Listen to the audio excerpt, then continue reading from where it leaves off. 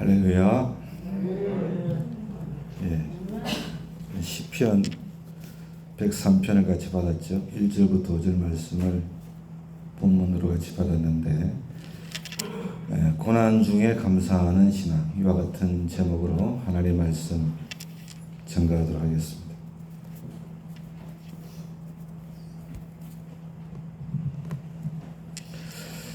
맥주 감사주일로 드립니다. 주님께 감사드립니다. 맥주 감사절은 우리에게 친숙하죠. 매년 이 절기를 지키고 있기 때문에 친숙하다 그렇게 느낄 수 있다고 생각합니다. 그렇지만 이 맥주 감사절의 의미가 무엇인가, 그리고 왜 맥주 감사절이 중요한가, 이것에 대해서는 알지 못하는 경우들이 많다고 생각을 해요. 그래서 먼저 맥주 감사절이 무엇인지, 왜 이 절기를 우리가 지키고 기념을 해야 하는 것인가, 쉽고 간단하게 먼저 말씀을 좀 드리려고 합니다. 맥주 감사 주일은 구약 성경에서 맥주절이라고 표현된 절기입니다.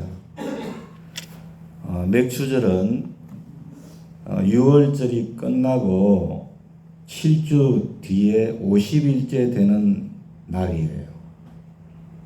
그날 첫 곡식 밀수확을 한 것에 대해서 감사하며 하나님께 드린 날입니다.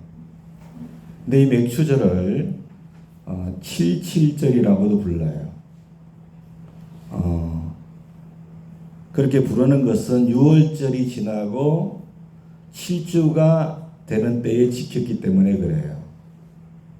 그리고 77절은 오순절이라고도 부릅니다. 그리고 오순절하고도 관련이 있어요. 구약 성경에서 맥주절을 77절이라고 표현했는데, 이 절기가 신약 성경에서는 오순절이라고 표현되어 있기 때문에 그래요. 77절을 신약 성경에서 오순절이라고 한 것은 이 오순절은 그리스어로서는 50일째, 50일을 뜻합니다. 그렇기 때문에 77절을 오순절이라고 해요, 신약 성경에서. 이처럼 성경에서는 이 맥주절을 77절이라고도 하고 오순절이라고도 합니다. 이렇게 다양하게 표현을 하고 있는데, 결국은 같은 시기를 가리키는 거라는 걸 우리가 알고 성경을 보시면은 이해하기가 쉬울 거예요. 그리고 이 오순절 날의 신약 성경에는 뭐가 부어졌어요? 마가다락방에 성령이 부어졌죠. 초대교회가 시작이 된 거예요. 그래서 오순절과 77절과의 관계는 다음에 또 시간이 되면 말씀을 또 나누도록 그렇게 하겠습니다.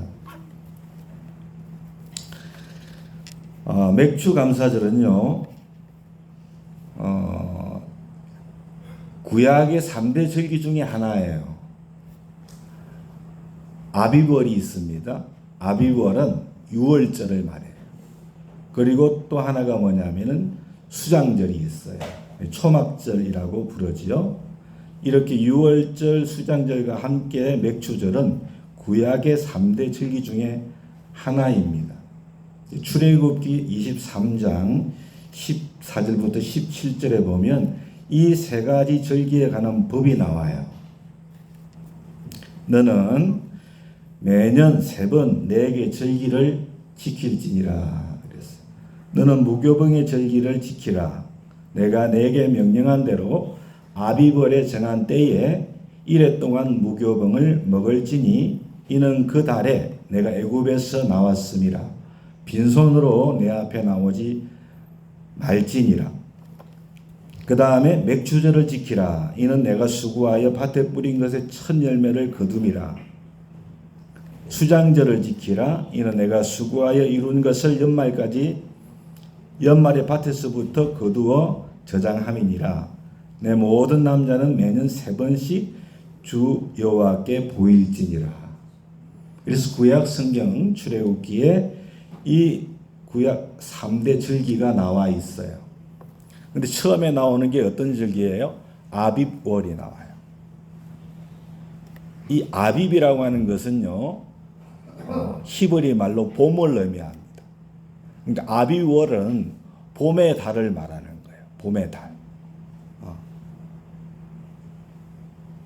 이스라엘은 이 아비월이 새해 첫 달입니다.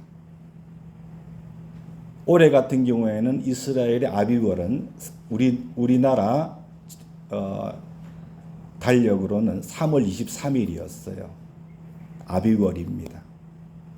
왜 이스라엘은 새해 첫 달을 아비월로 드리는가, 아비월로 하는가는 그 이유는 이스라엘 백성들이 애굽에서 종되었다가 구원받아서 자유의 몸이 된 것이 바로 아비월이거든요. 6월절. 그래서 주님께서는 그 아비월을 매년 첫 달로 너희들이 그렇게 하라고 주님이 말씀하셔서 그래요.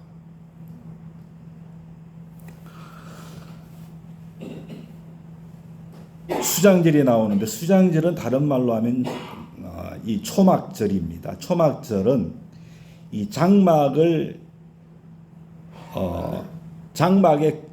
짓고 거했던 것을 기념하는 절기예요. 그러니까 이스라엘 백성들이 출애굽해가지고 나와서 광야 생활했지요. 그때 초막을 짓고 생활을 했단 말이에요. 그래서 주님께서 그것을 대대로 기억하게끔 하기 위하여서 수장절을 지켜라, 초막절을 지켜라, 그렇게 주님이 말씀을 하신 거예요. 그런데 이 유월절이나 맥추절이나 이 초막절, 이 세 절기는요, 모두가 다 감사라는 주제로 연결된다는 공통점이 있어요.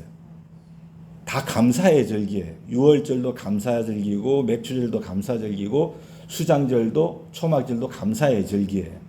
말씀드렸지만은 유월절은 애굽에서 해방된 것을 감사하는 거예요.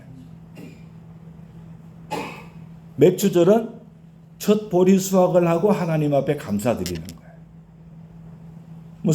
초막절, 수장절은 광야에서의 하나님의 보호하심을 기억하면서 감사드렸기 때문에 그런 거지요.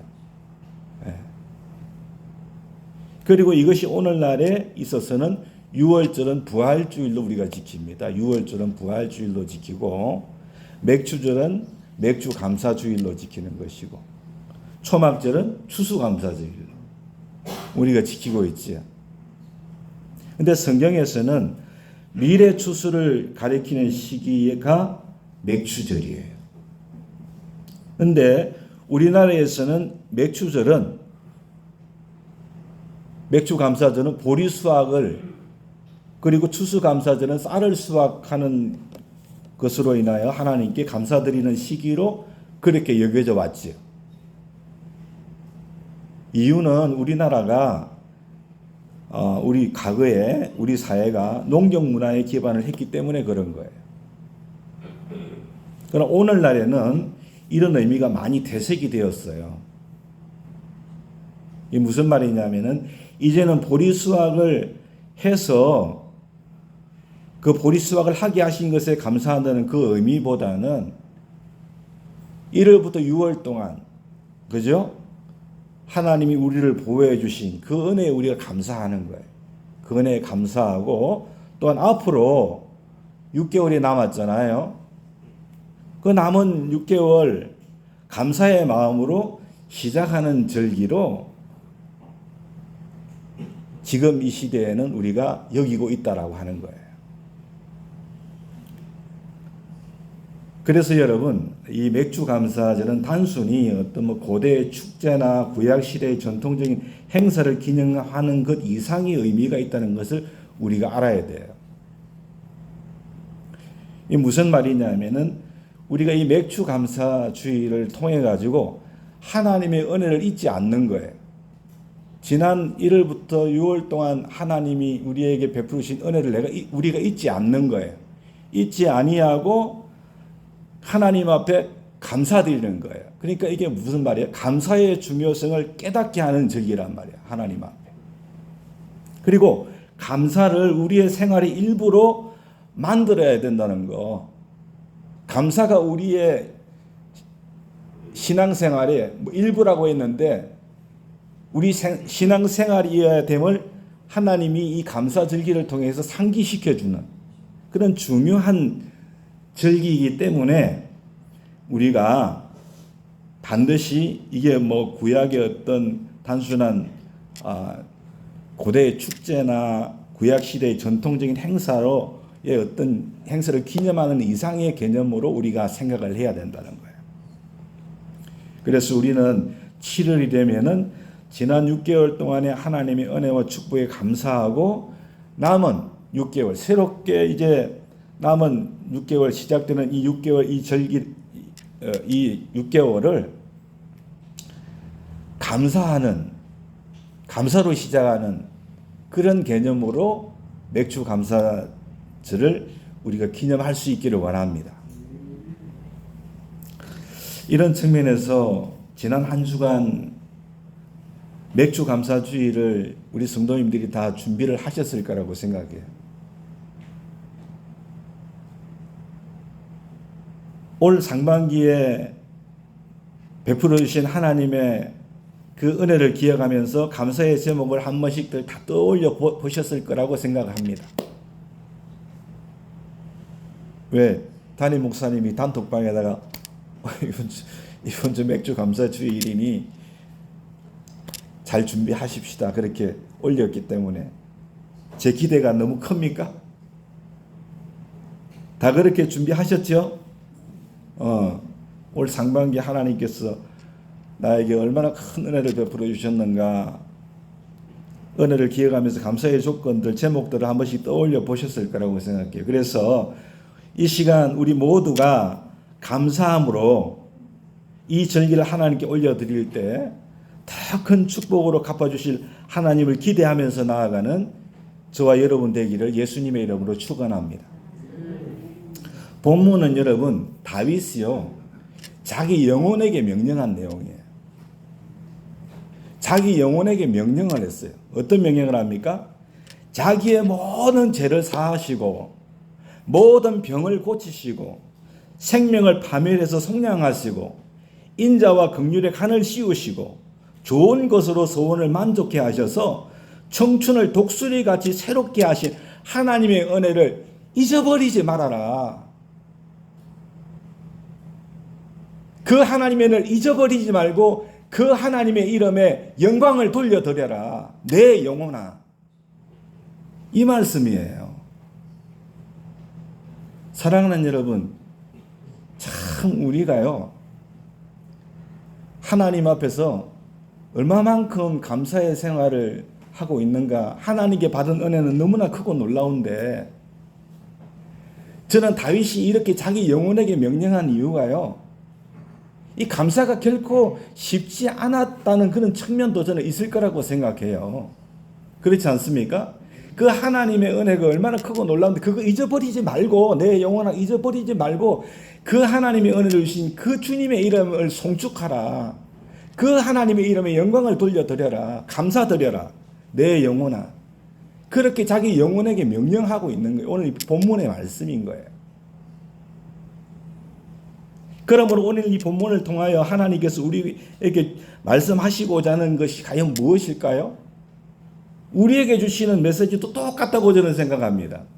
지난 6개월 동안 하나님께서 우리에게 베풀어 주신 그 모든 죄에서 우리를 사해 주시고 모든 병에서 하나님께서 우리를 치료해 주시고 이게 무슨 말이에요? 죄와 질병은 여러분 절망과 고난이에요. 그 가운데서 하나님이 우리를 건져 주셨다는 거예요. 그 은혜를 잊어버리지 마라. 그리고 우리가 하나님 앞에 여러분 얼마나 온전합니까? 부족한 게 너무나 많은 것 같아요. 하나님의 긍휼이 아니면 오늘 우리가 이 시간 나올 수가 없어요. 하나님의 그 긍휼의 은혜를 잊어버리면 안 돼. 6개월 동안 하나님께서 우리에게 베풀어진 그 긍휼의 은혜를 기억해라. 인자와 긍휼의 칸을 씌워주셨고 이 말씀이에요. 그리고 좋은 것으로 우리에게 만족해 해주신 하나님. 저는 하나님께서 지난 6개월 동안 가장 좋은 것으로 우리 각자에게 주셨다고 생각합니다.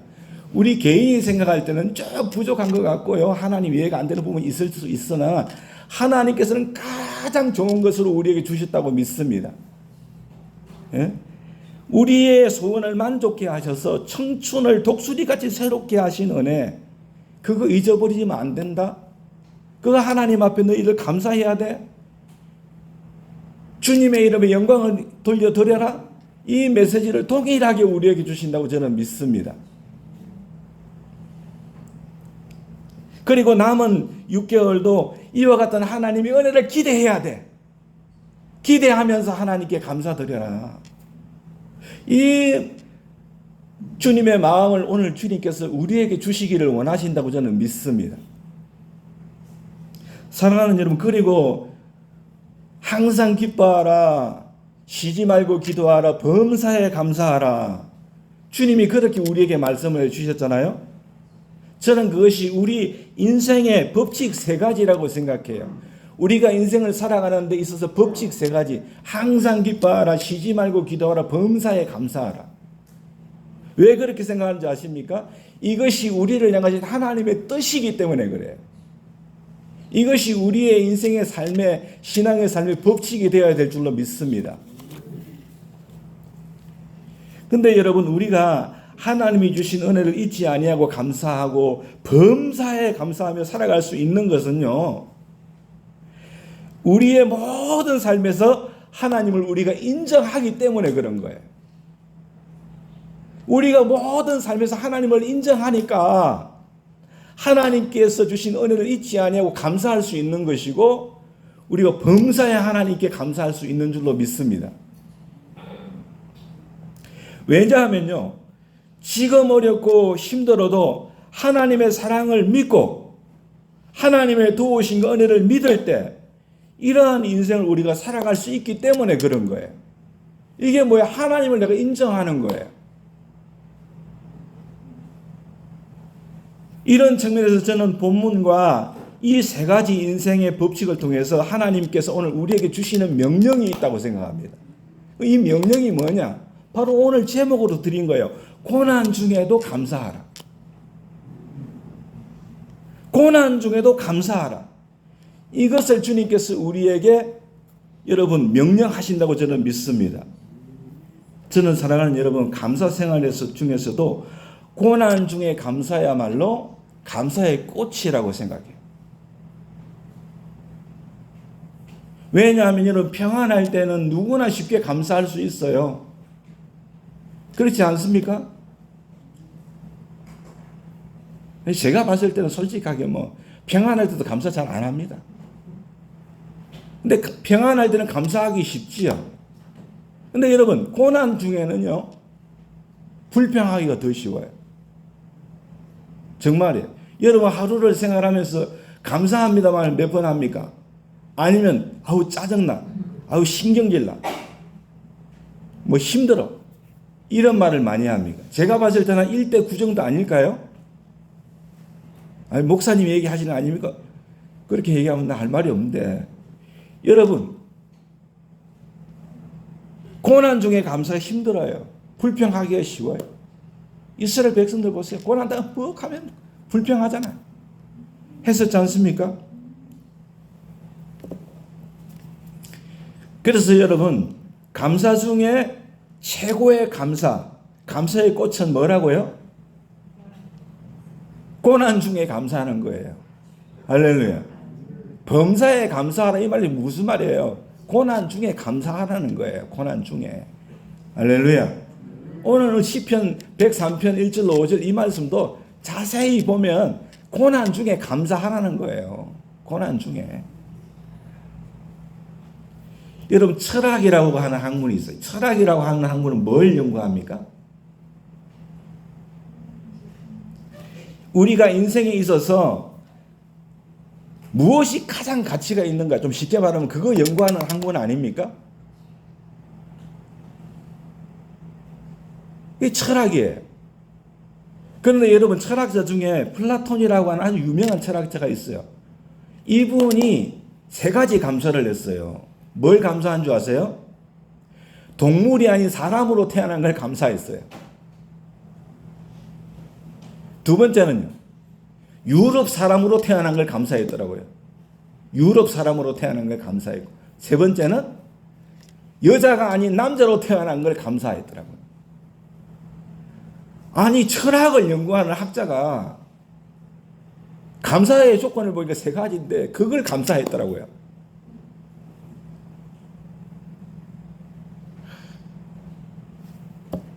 그런데 여러분, 하나님의 사람 하박국 선지자는 이렇게 감사했습니다. 하박국 3장 17절 18절 너무나 잘 아시는 말씀이죠. 비록 무화과 나무가 무성치 못하며 포도나무에 열매가 없으며 감람나무에 소출이 없으며 밭에 식물이 없으며 우리의 양이 없으며 외양간에 소가 없을지라도 나는 여호와로 인하여 즐거워하며 나는 구원의 하나님으로 인하여 기뻐하리로다. 이렇게 감사했어요. 여러분, 오늘 우리가 철학자 플라톤의 감사를 통해서 고개를 끄덕이고, 여러분, 그럴 수 있을 거라고 생각하지만 우리는 하나님의 사람이기 때문에 우리의 감사는 고차원적인 감사가 되어야 될 줄로 믿습니다. 그러니까 세상 사람들하고는 다른 감사가 되어야 되는 거예요. 하박국 선지자가 드린 감사가 뭐예요? 다 없어요. 없는 것 중에 여호와로 인하여, 그 구원을 인하여 감사했어요. 이게 뭐예요? 뭘 의미해요? 고난 중에 감사한 거예요. 고난 중에. 할렐루야. 고난 중에 감사. 다 없는데요, 뭐. 아무것도 없다니까요. 그건 고난이잖아요. 그럼에도 불구하고 감사했어요. 그 감사의 능력이 어디 있었어요? 예수 안에 있다. 예수 안에. 할렐루야. 예수 안에 있었다니까요. 우리의 감사는 철학자들의 감사 이상을 뛰어넘는 하박국 선지자의 감사가 우리의 감사가 되어야 될 줄로 믿습니다. 오늘 이 시간에도 보면요, 아이고, 나 한국 땅에 태어난 거 감사해야죠. 그렇죠. 여자가 아니고 내 남자로 태어난 거 감사해야죠. 감사하는 사람이 있을 수도 있어. 그렇지 않습니까? 아이고, 지 새끼가 아니고 사람으로 태어난 거 감사하면 그렇게 할 수도 있겠죠. 감사하는 감사의 조건일 수도 있겠지만, 그거 다 없다 할지라도 그런 나라에 태어나지 않고, 여러분, 뭐 내가 그렇다 할지라도 난 주님으로 인하여 감사합니다. 이 하박국 선지자의 감사, 고난 중에 감사였어요. 여러분, 우리가 고난 중에도 감사할 수 있는 이유가 뭡니까? 제가 말씀드렸죠. 예수. 할렐루야. 하박국 선지자 뭐라 했어요? 나는 여호와로 인하여 즐거워하며 나의 구원의 하나님으로 인해 기뻐하리로다. 이게 무슨 말입니까? 우리는 고난 속에서도 하나님의 손길을 볼 수 있기 때문에 그런 거예요. 고난 속에서도 하나님의 손을 내고 꼭 잡을 수 있기 때문에 그런 거예요. 하나님이 내 손을 꼭 잡아주시기 때문에 그런 거예요. 고난 속에서도 하나님의 섭리를 내가 믿기 때문에 그런 거예요. 멀지 않은 날에 이 고난이 변해서 축복으로 될 것이라는 소망을 내가 예수 안에서 가지고 있기 때문에 그런 거예요. 할렐루야. 우리는 고난에서도 감사할 수 있는 이유가 충분한 줄로 믿습니다. 예수님 때문에. 믿으시지요? 여러분, 페니 제인 코르스비라고 하는 여사 잘 아시죠? 여러분, 코르스비 여사 잘 아시죠? 김충현 목사밖에 모른다고 이렇게 얘기하면 안 되는데, 여러분, 이 코르스비 여사가 얼마나 유명한 분입니까? 1820년 3월 24일 날 뉴욕에 있는 작은 마을, 그 푸트남이라는 곳에서 출생하신 분인데요. 이분이 여러분 생후 6주 만에 이 돌팔이 의사가 잘못 약물을 처방해가지고 시각장애인이 돼버렸어요. 생후 6주 만에 앞을 못 보게 된 거예요. 그런데 어느 날 이 크로스비 여사에게 기자가 이렇게 질문했습니다. 6주 만에 이렇게 장인이 돼버렸는데 얼마나 삶이 힘들고 불행합니까? 그렇게 물어봤다는 거예요. 그랬더니 이 크로스비 여사가 정색을 하면서 나는 시각장애인이기 때문에 하나님께 감사합니다. 그랬을 때 시각장애인이기 때문에 하나님께 감사합니다. 나는 다른 사람들이 보지 못한 것을 봅니다. 무엇보다도 감사한 것은 천국에 가서 제일 먼저 뵐 분이 예수님이라는 사실 때문에 나는 지금도 내 마음이 막 설레입니다. 그렇게 답변을 했다는 거예요. 이게 제가 지어낸 게 아니고요. 다 아는 사실이에요. 시각장애인이기 때문에 다른 사람들이 못 보는 것을 봤대요. 여러분, 천국 가서 주님 뵐 생각하니까 가슴이 막 설레인다는 거예요. 여러분 그렇게 막 가슴이 설레입니까?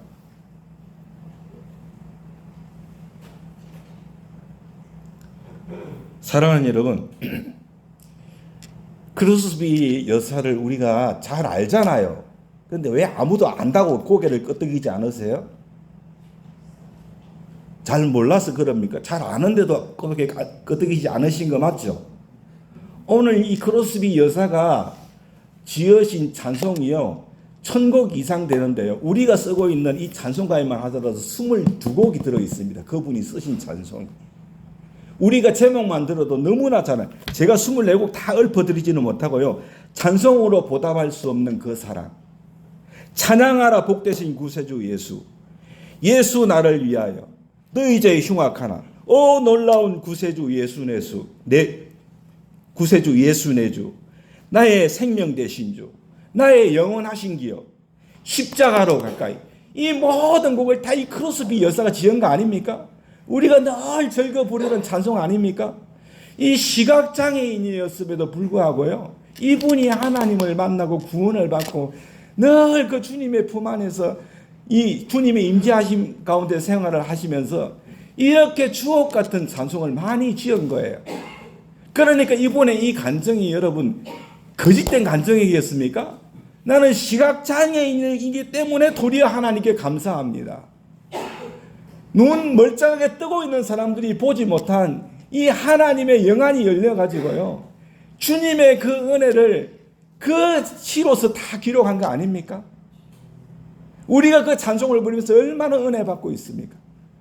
근데 그 곡을 누가 붙였는지는 잘 몰라요, 솔직하게. 근데 여러분, 찬송가 288장 3절 가사에 보면 이 크로스비 여사가 이렇게 노래합니다. 주 안에 기쁨 누림으로 마음의 풍랑이 잔잔하니 세상과 나는 간 곳 없고 구속한 주만 보이도다. 이것이 나의 간증이요. 이것이 나의 찬송일세. 나 사는 동안 끊임없이 구주를 찬송하리로다. 어떻게 그 시각장애인이 이런 가사를 쓸 수 있겠습니까?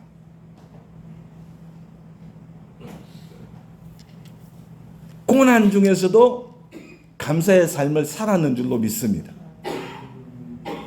여러분, 사실 불행이라고 하는 것은요, 그것을 불행이라고 말하는 사람에게만 불행일 뿐이에요. 아무리 불행해도 그 불행 넘어 예수님을 바라보면서 감사하는 사람에게는 결코 어떤 고난도 불행일 수가 없다는 걸 우리가 알 수 있는 줄로 믿습니다. 오히려 그것이 축복의 씨앗이 되는 거예요.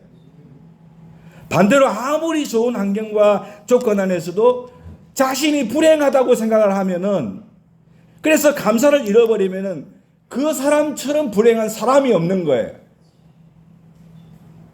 여러분 오늘 곰곰이 한번 생각해 보세요. 저는 주님 안에서 곰곰이 생각해 보면 한 사람도 여기 불행한 사람은 없을 거라고 생각해요. 다 행복한 사람이에요. 그렇지 않겠습니까? 왜요? 그 불행 너머에 예수님을 내가 바라보니까 할렐루야, 감사하게 되는 거예요.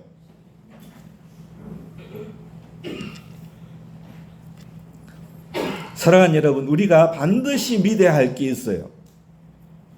그게 뭐냐 하면은 하나님의 자녀에게는 불행은 없다는 거예요. 왜냐하면 우리에게 하나님이 계시기 때문에 그런 것입니다. 우리에게 하나님이 계시는 한 우리는 불행할 수가 없어요. 무슨 말이냐면 로마서 8장 23절 말씀해 보니까 우리가 알거니와 하나님을 사랑하는 자 곧 그 뜻대로 부르심을 입은 자들에게는 모든 것이 합력하여 선을 이루느니라.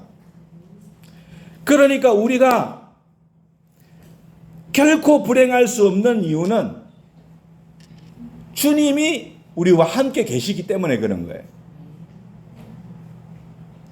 모든 것이 합력하여 선을 이루어버려요. 안 좋은 것들도 주님께서는 좋은 것으로 바꾸어 버리는 거예요. 대표적인 사람이 누군지 아십니까? 성경에 요셉이에요. 요셉. 여러분 요셉의 간증을 여러분 들어보세요. 창세기 50장 20절. 오늘 아침에 제가 창세기 이제 마지막 읽으면서 이렇게 말합니다. 당신들은 나를 해하려고 하였으나 형들에게 말하는 거예요. 아버지 야곱이 죽고 아버지 야곱이 죽고 장례식을 다 마치고 이제 형들이 마음에 두려움이 있었어요. 아 요셉이 우리를 해하면 어떡하냐. 그러면서 아버지가 살아생전에 우리를 해하지 말라는 거 기억하시고 우리를 용서해 달라고 그랬어요. 그랬더니 요셉이 뭐라고 합니까? 당신들은 나를 해하려고 했지만 요셉에게 있어서 여러분 형들의 아주 애굽으로 팔아버렸잖아요. 그게 뭐예요? 그건 그처럼 불행한 일이 없어요. 그처럼 큰 고난이 없어요. 그러나 이렇게 말합니다. 하나님은 그것을 선으로 바꾸사. 믿습니까? 그걸 선으로 바꾸셨다고. 오늘과 같이 많은 백성의 생명을 구원하게 하셨나이다. 우리 하나님은요, 모든 것 다 합력하여 선을 이루시는 분인 줄로 믿습니다. 그러므로 우리는 예수 안에 있을 때 우리는 여러분 결코 우리는 불행할 수 없다는 사실을 기억을 해야 됩니다. 지금 내가 어렵고 힘들어도 하나님 끝에 가서는 반드시 선을 이루실 거야. 믿습니까? 우리가 불행할 이유가 어디 있어요? 믿음 안에서 감사로 이겨내는 거죠.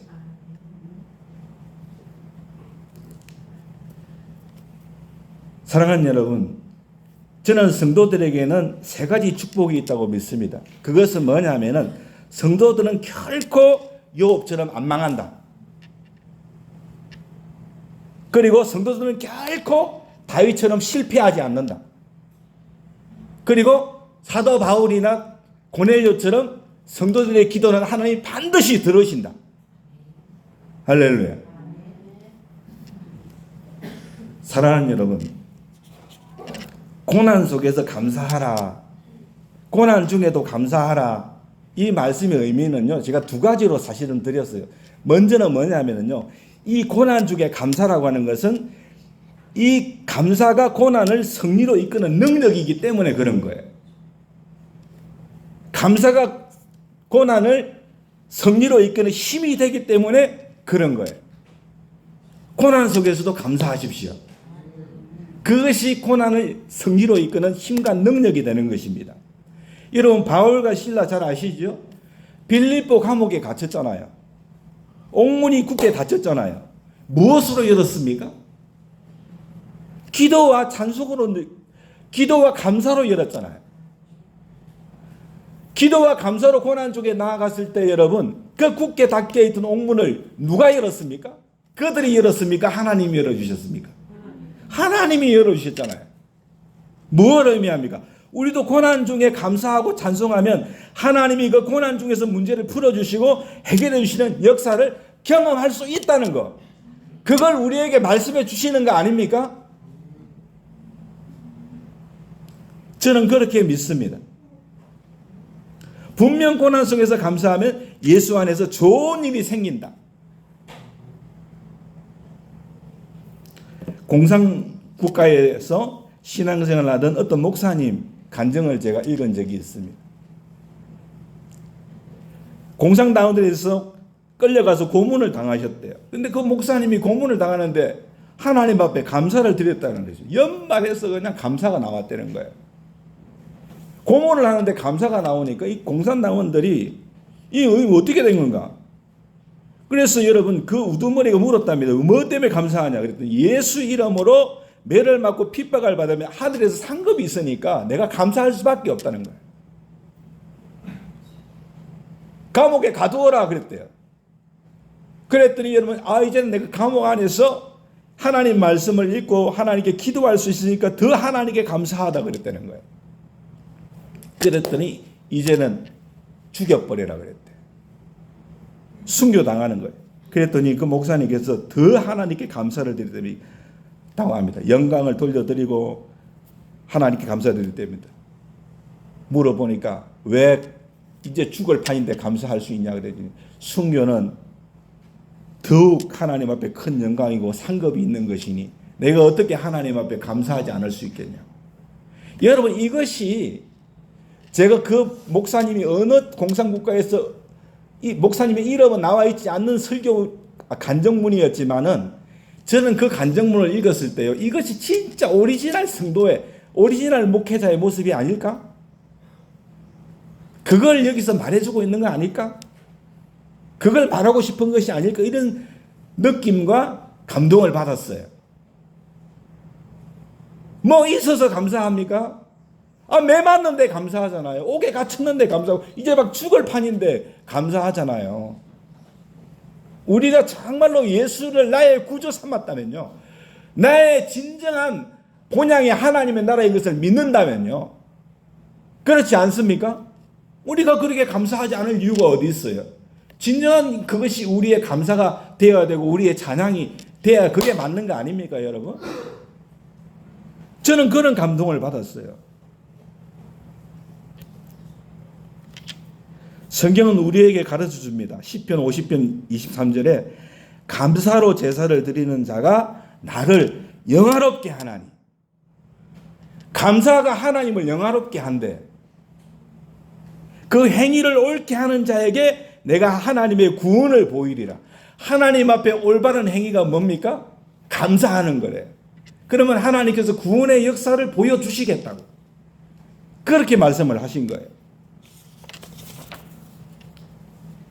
진정 여러분 우리의 인생이 야곱이 고백했지만은 정말로 엄청난 고난입니다.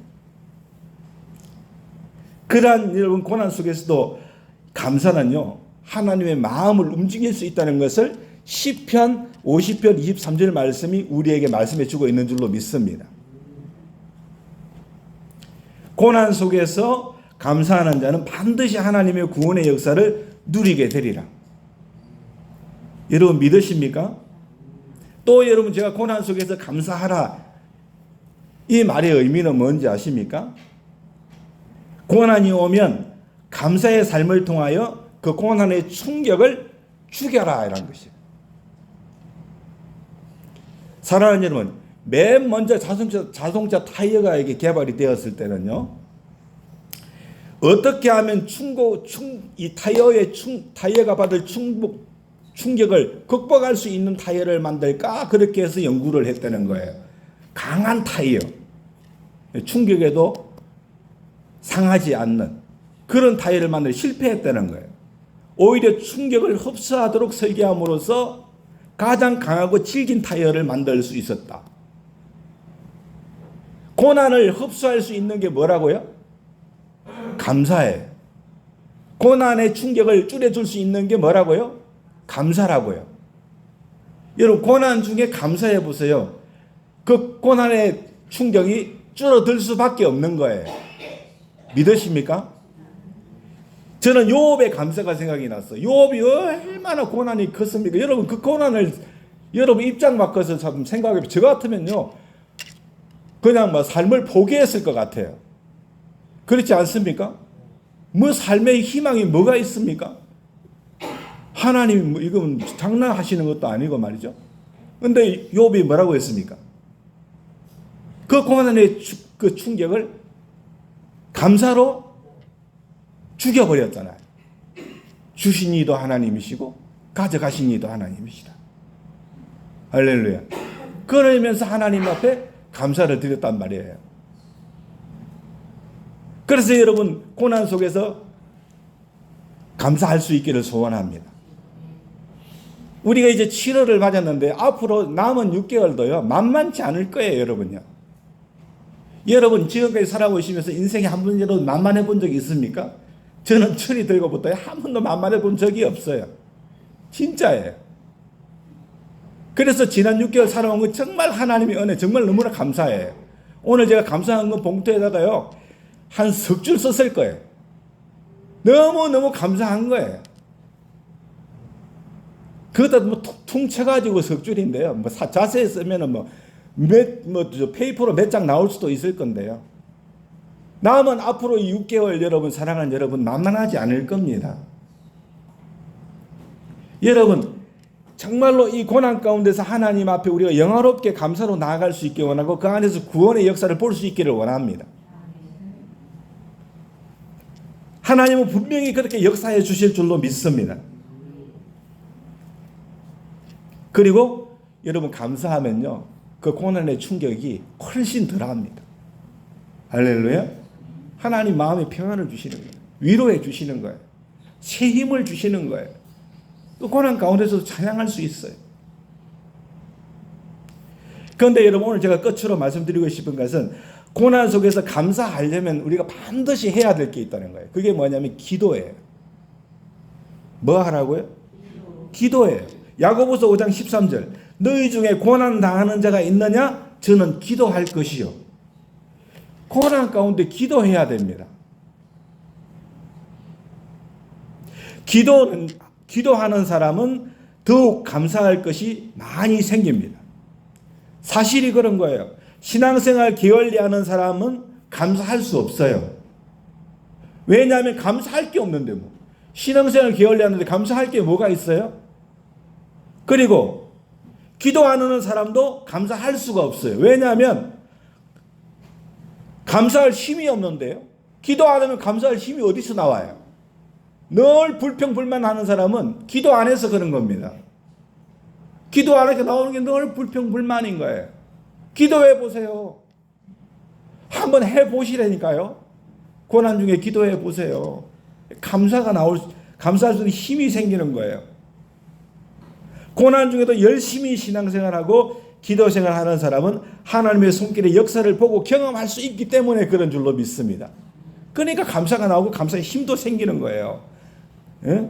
감사의 일이 생겨나고 용기도 생기고 감사의 조건도 자꾸만 많아지게 되는 줄로 믿습니다. 그래서 주님께서 고난 당하는 자는 기도하라고 그랬죠. 기도하라고. 그래서 성경 말씀을 여러분 한 귀로 듣고 흘리거나 그냥 보고 흘리지 마세요. 고난 중에 기도하라 하면 나와서 기도하세요.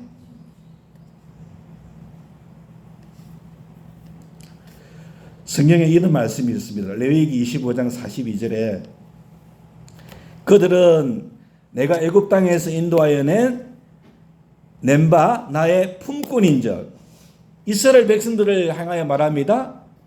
그들은 내가 애굽 땅에서 인도하여 낸 바 된 나의 품꾼인즉 품꾼이래요. 이스라엘 백성들을 종으로 팔지 말아라 그랬어요. 55절 이스라엘 자손은 나의 품꾼이 됨이라. 그들은 내가 애굽 땅에서 인도하여 낸 나의 품꾼이요 나는 너희 하나님 여호와니라. 여러분 품꾼은 어떤 의미입니까? 일한 만큼 대가를 지불받는 것이 품꾼 아닙니까? 하나님께서는 이스라엘 백성들 나의 품꾼이라 그랬어요. 무슨 의미입니까? 하나님께서는 우리가 하나님을 섬긴 만큼 반드시 그 대가를 지불해 주신다. 우리가 기도한 만큼 주를 위하여 교회를 위하여 수고하고 애쓴 만큼 하나님은 우리에게 보상해 주시는 싹스를 주시는 분이다. 이런 의미 아닙니까? 그렇기 때문에 감사하는 사람이 당연히 하나님께 더욱 감사할 일들이 많이 생기는 거죠. 그래서 감사의 삶을 살게 되는 것인 줄로 믿습니다. 여러분 감사의 꽃 중에 최고는 뭐라고요? 고난 중에서 감사하는 거예요. 오늘 이 시간 교회 나오기 전까지요. 여러분 너무나 내 삶이 힘들고 내가 너무나 어렵고 정말로 그래서 괴롭고 한 것들 있으실 것 같아요. 있을 수 있어요. 그러나 여러분 그 중에서 감사의 조건을 찾고 하나님께 감사드리시기 바랍니다. 할렐루야.